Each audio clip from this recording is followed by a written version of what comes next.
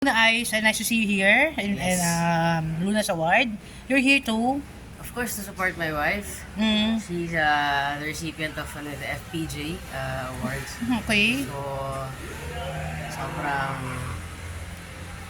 naiyak nga ako habang nagsalita siya kasi syempre, she was awarded because of her contribution sa ating industry, no?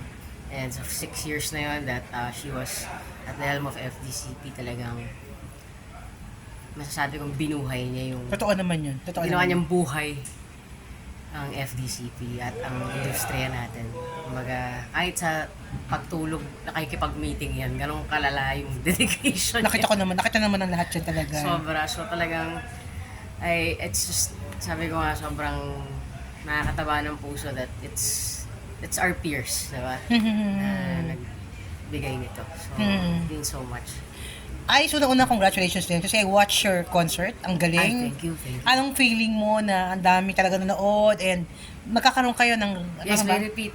Sa totoo lang, sobrang saya. I mean, this show talaga, when Lisa conceptualized it and we started talking about it, it's really for the fans. Unlike the other concerts na talagang, ito talagang para sa kanila. But at the same time, since mahilig din talaga ako mag-video, sobrang na-enjoy ko siya. And di ba normally when you watch my shows, hindi naman talaga ako yung mahilig bumaba kasi nga nakagitara ako. So, it was really a conscious effort to really go down and sing with the audience. And it felt so good. As in, share ko sa kanya lahat ng ginawa namin shows, including my 35th year.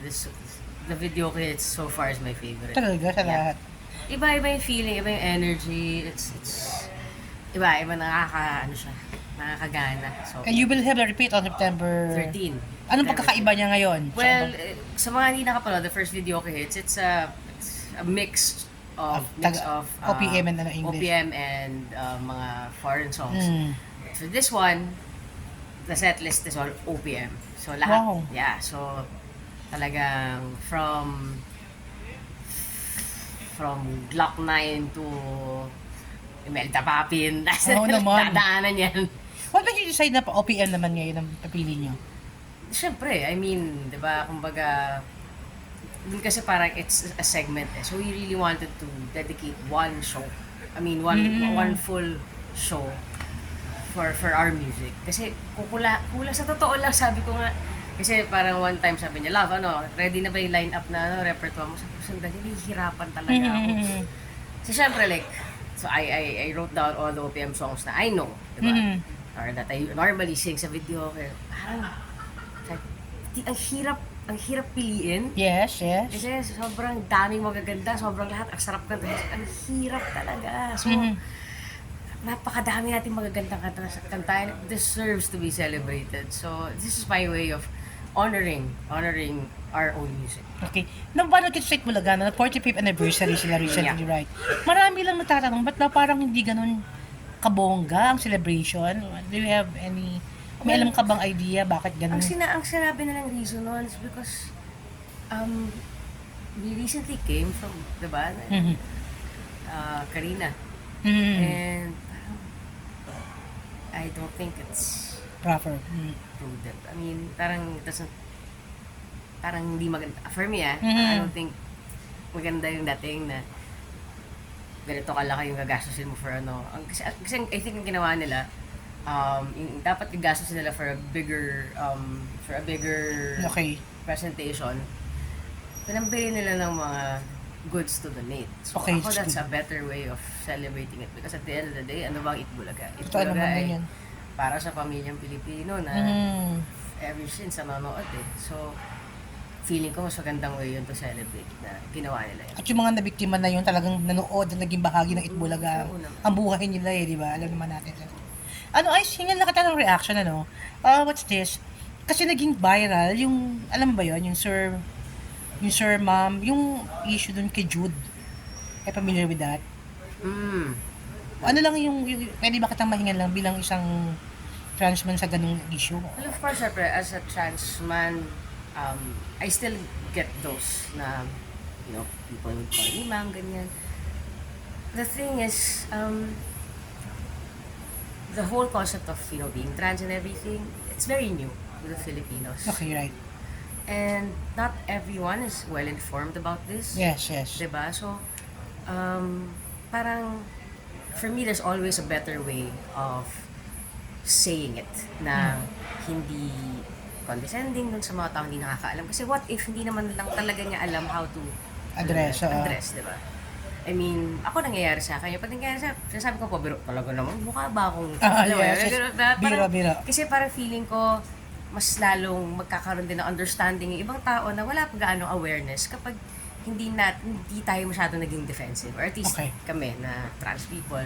Mhm. Kasi, no, I don't think sinasadya naman. Diba? Okay, I mean, yes. iba yun. Iba yung, may mga tao ring nananadya. Ang iinis lang, Pag may may ganun. mga, pag alam ko naman yun like ako, pag may mga nangiinis at alam ko nangiinis sila, pasensahan na lang tayo. Hindi na kita bibigyan ng energy. Alam mo, Yes, wala yes, na, yes. hayaan na lang kita kasi yan ka eh. Pero may kita ko yung mga tao naman na, alam mo yun, yung, ay, hello, Aiza, o kaya, ay, ma'am, gito. Ate. Or minsan, naiya ko na. Kagaya kanina, di ba? Oo, parang ako, I mean, of course, nung simula talaga, masakit. Pero, again, di ba, parang, how do we create more awareness? Yes, Diba? yes. Tayo rin dapat na LGBT, or at least kami trans people, at least, in my opinion, mas kumaba lang na konti yung PC natin para mas magkaroon din ng understanding yung mga taong hindi pa gaano aware how to call us. Okay. At the end of the day, it all boils down to kindness. Okay. Kindness. Yun lang naman ang ano. Ay, question lang, no? Ang dami nakakamiss sa yung umarte, no? Dahil naging successful din pala yung chatter mo. Oh, yeah. Anong feeling? Ang dami na nanood and Oh my gosh. sa pa yun, no? Wala bang kasunod yun na I gagawin? think we're doing a rerun soon. Hindi ko alam kung kailan eksakto, but please watch out for that. Ako, honestly, I didn't know na-miss ko pala umarte. Ang galing-galing mo kayong actress. Actor, oo. Hindi ko, kasi syempre, I really enjoy singing, alam mo yun, and, di ba, pero, siguro, I'm just happy that I did the play with my wife. Kasi, iba rin yung pag-arte kapag yung kabatuhan mo, sobrang mapagbigay. Alam mo yun, parang hindi mo kailangang umarte. Alam mo yun, yung, you're just letting go and letting all these emotions and everything just take you wherever you're supposed to go. So, yeah. So, hopefully, niloloko ko si Direk Brillante Mendoza kasi nanonood siya. Ko, Direk, audition ko na yan, ha? Sabi ko, makakuha mo ako sa susunod mong pelikula. So, pwede. Pelikula. Yeah, I would love to. I mean, I think it's about time to. Ang last mong napanood kita is yung Be Careful. Tama ba? Yun ang last mo sa serye. Well, I did one with si Direk Andoy, yung Call Me Tita. Okay. That's about, even before the pandemic pa yan. Matagal na talaga. So, medyo namimiss ko. Serye, pwede? Depende. Kasi syempre, serye takes time.